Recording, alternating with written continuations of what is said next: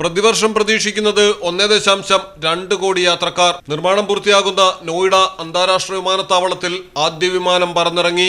ഇൻഡിഗോയുടെ Airbus ആണ് വിജയകരമായ പരീക്ഷണ പറക്കൽ നടത്തിയത്. വിമാനത്തെ നോയിഡയിൽ വാട്ടർ സല്യൂട്ട് നൽകി സ്വീകരിച്ചു.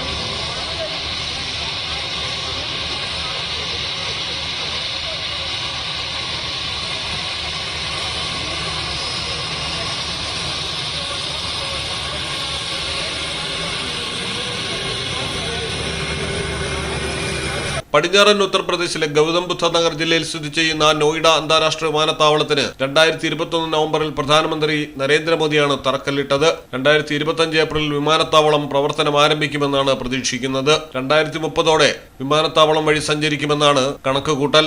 ഇത് 8 കോടിയായി വർദ്ധിക്കുമെന്നും പ്രതീക്ഷ.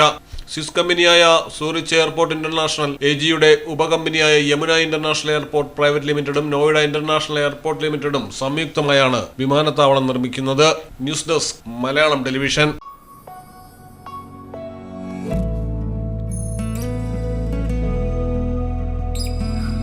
എങ്ങനെയുണ്ട്?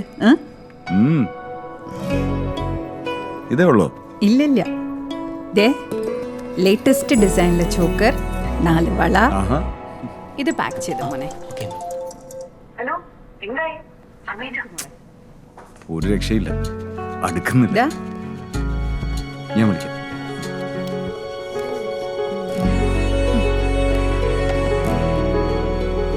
ശരിക്കും കുത്തട്ടെ? You modern mama.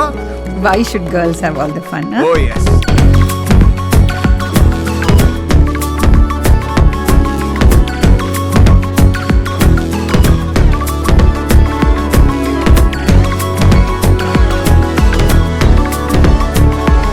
Kavita Gold and Diamonds.